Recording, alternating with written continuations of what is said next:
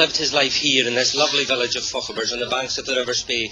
In these modern times, I'm almost sure that he would have written the same poems, but they would have been written from a different angle, a Fochabers angle. And so here is a sort of shortened, abbreviated and modern version of Fochabers, Tam O Shanter. This one is called Ronnie O Milne. Gentlemen, if you cast your eyes here. This is our modern day Fochabers, Tam O Shanter, Ronnie O Milne. Ronnie farms, like Burns did, he farms at the fine farm of Leichiston, which is halfway between here and Bucky. When Fochaberians cross the street, through traffic that would make you greet, and Baxter's shaft is coming off late, and the cars stream through like the Spey and Spate, while we sit boozing in the Gordon Arms, getting foo and swapping yarns, thinking no the A96 that lies between us and the sticks, where sits the wifeys watching the telly, nursing the wrath and gieing it some welly. This truth found honest farmer Ronnie, as into Fochabers he landed een echt recht bonny. Fochabers from near a tunes or passes, for broken promises and nae bypasses.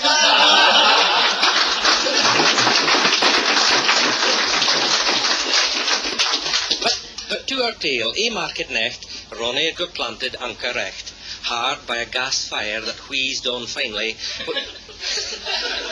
with glasses of grouse that drank divinely, and at his elbow the peer farmer Campbell. Ah, Ronnie, we've been on mony a drunken ramble. Atween them that night they had a sum that was very tidy. They'd both been to the bank and cashed the coup subsidey.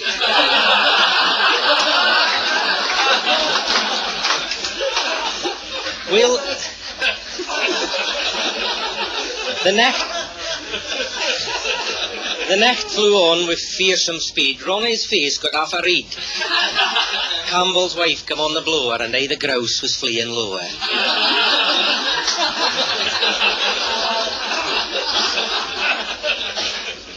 Ronnie sang a song about a ball at Kerrymuir, who 40 quines come down for Keith, or was it Faidremuir?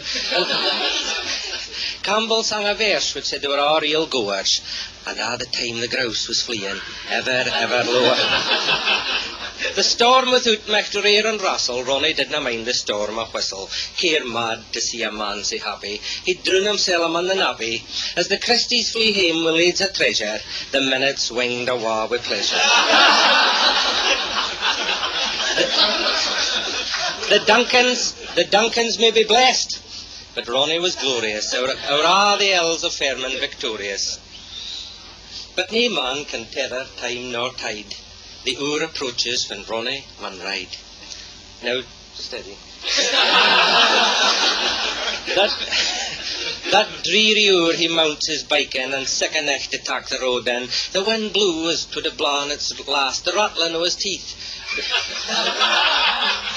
reminded him to buy some mere Dento fast. The traffic lights outside the hotel changed frae green to red, which reminded him of the 1961 Smithfield show. Enough said. He swung his leg over his rally bike, 28-inch rims, 3-speed a dynamo, oh, a trusty trike. It wasna that his new £38,000 Audi Quattro despised him. It was mere that, well, on the bike, the bloody bobbies wouldn't have breathalyzed him.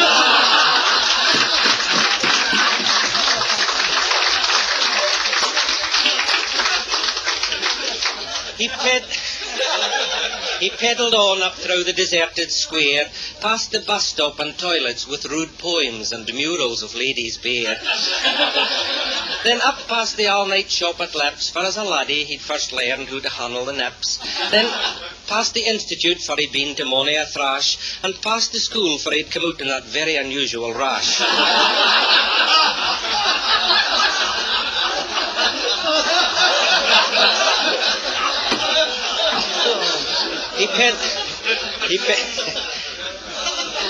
He pedalled on up past the Christie Empire, defying rain and wind and fire, whilst Hodden tacht his heavy brown wallet,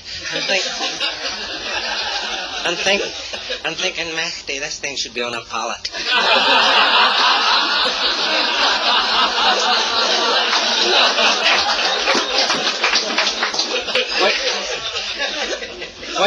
whilst glowering round with prudent cares, lest the rosers catch him unawares. Then onward in through the Fochabers weds, a wild eerie place, nae place for kids. Then onward past the reed cottage known as Swiss, for mony a time he'd been Brahms and list.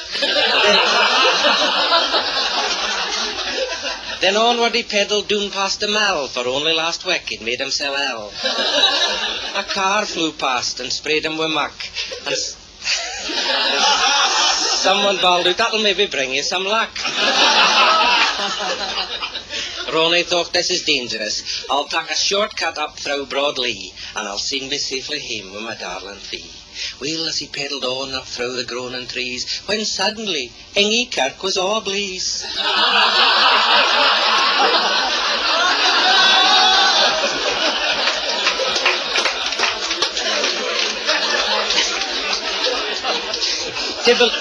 To believe this, Ronnie was half a swear, for Ingy Kirk had been shut these 20 years.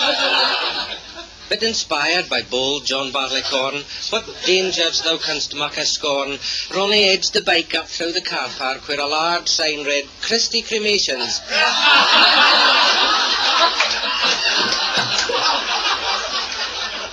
Cut price in the dark.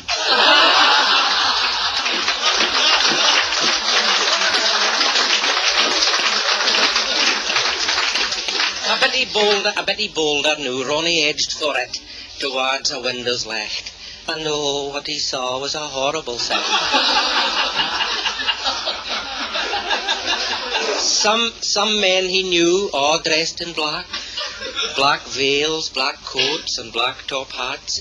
Joe Duncan strummed a black guitar. The tune he played was quite bizarre. At the far end was a huge open fire, fueled with young trees, all labelled unsold, due for the funeral pyre.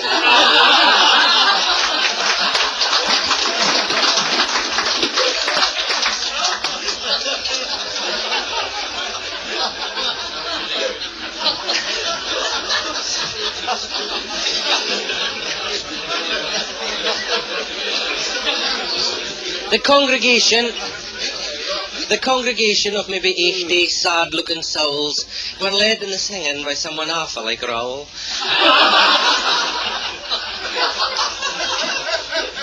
Coffins stood on show, all polished and shining, all at cut price and 0% interest by the moment of signing.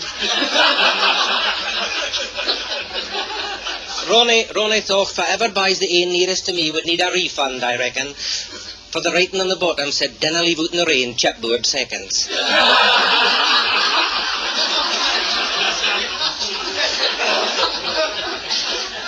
On a throne by the fire sat a figure Ronnie couldn't make out because it was misty, but when he stood up out of the smoke, it was none other than Gordon Christie.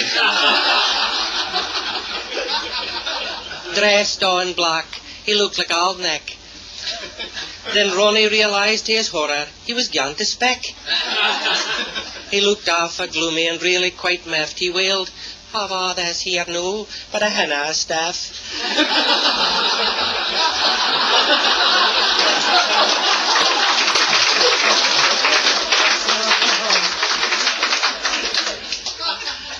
I've spent over 700,000 and I'm an alien. Now are you ungrateful buggers as I stop at Dean?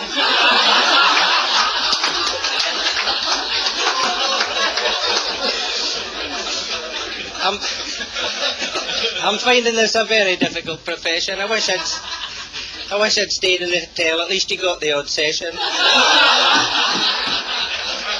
And the punters are awful difficult to please.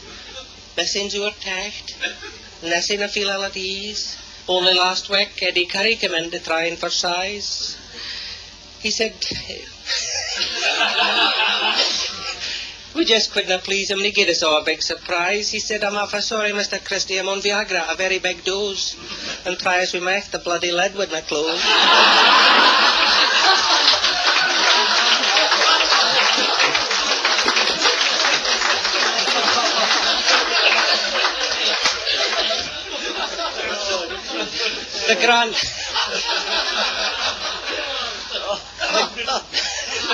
The grand opening was a disaster.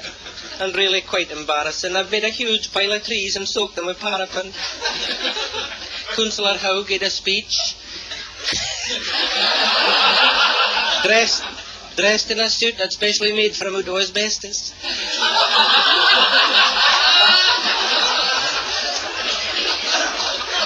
But when it came to the moment of ignition, nae bugger had brocht the swan bestes.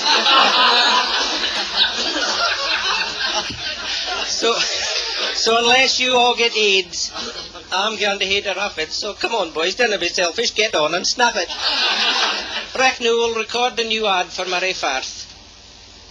Now, try and soon as if you're enjoying it, let's do it with some mirth. You ready, organist? 1, 2, 3. What an amazing price these coffins are. Getting incinerated as well for the price of a car. Well, we had this music and the whiskey. Ronnie was just ready for a lark. And without thinking, he bawled out, "Well done, cut price in the dark."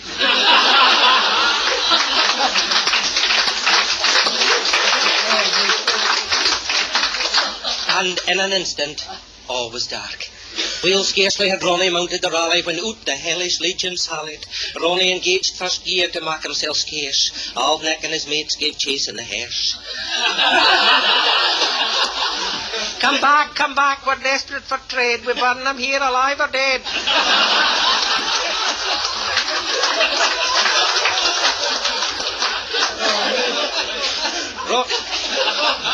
Ronnie Kent, he would be safe if he could just get across the Leicester ditch.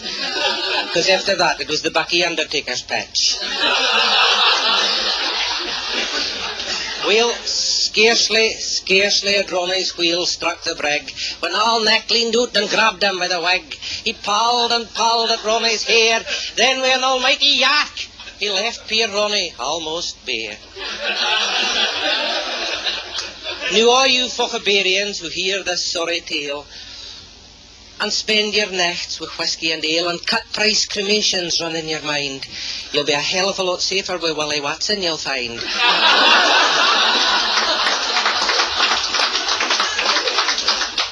Be warned, you may want these joys our share. Just remember, Ronnie Milne's here.